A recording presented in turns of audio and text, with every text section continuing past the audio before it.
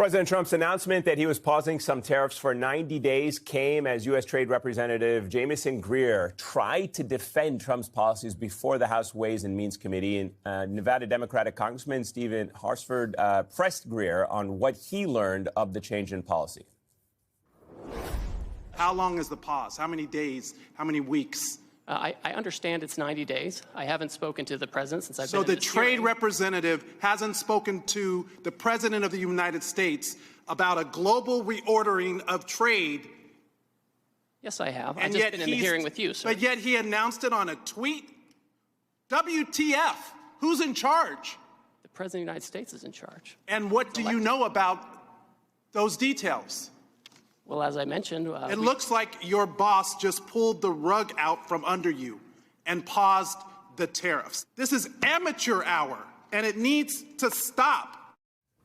Back with me now are Ali Velshi, Tim O'Brien, Molly Jung Fast. And a shock to absolutely no one, Tim, that, you know, it is a characterization that the rug was probably pulled from underneath him.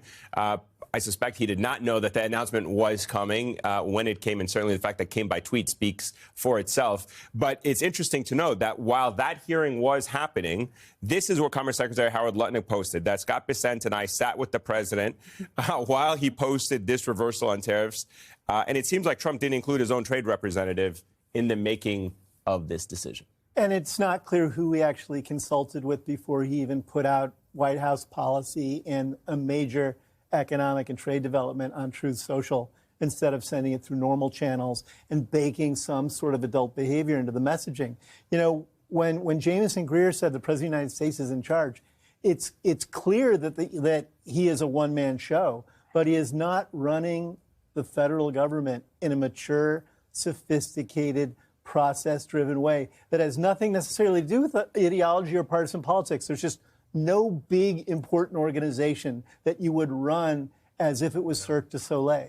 and that's what he's doing. And he's doing it day in and day out. And the damage of this is going to be long-lasting. You know, people were shocked when Brexit occurred and the UK essentially turned its back on Europe.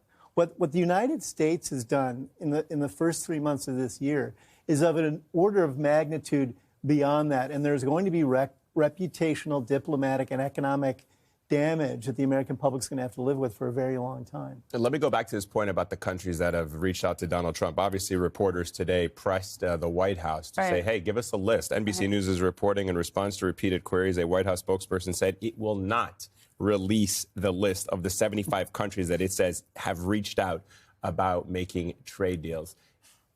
Why? What are they hiding? Could it possibly be that they don't actually have 75 countries? And there's so much uncertainty, too, with Canada and Mexico. It's not clear what the tariffs are there. There was reporting that there was an extra 10 put on it, maybe not. No, look, what do we know? Markets love uncertainty. I'm just kidding. Markets hate uncertainty. You've got a president who's governing by tweet. This is all self-inflicted. That's the other thing. This is all completely self-inflicted.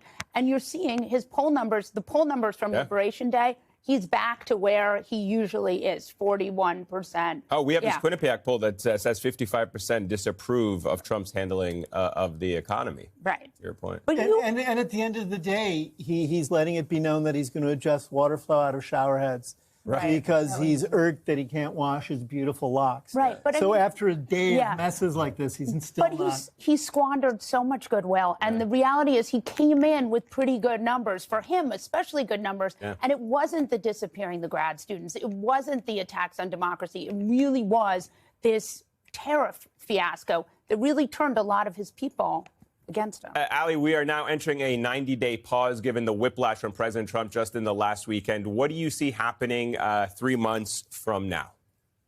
Well, one of the things that the White House press secretary said today is we're playing the long game. That's the stupidest thing I've ever heard.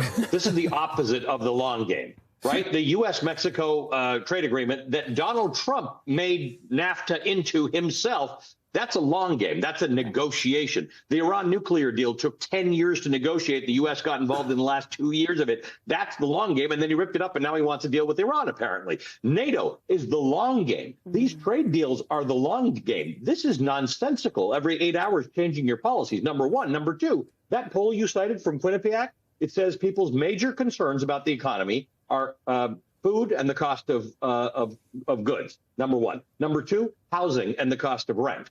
Number three, they're worried about other things. And number four, their jobs, because unemployment is actually very low and we're throwing a whole lot of immigrants out of the country. Number one is the cost of goods, the housing cost. You put a tariff on Canada, you know where our lumber comes from? Comes from Canada.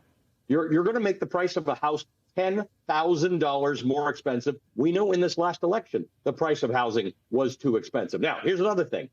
Talking about this day on the market, you'll see that it was the best day in 5 years in the stock market. Well, again, we're from a base, we've come down. So ignore it for a little bit.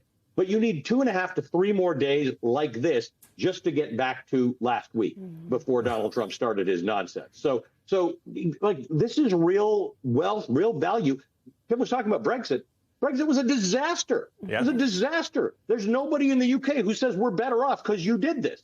It just doesn't work. It's dumb on every level. So I don't know what the next 90 days holds because that's 180 news cycles, Eamon.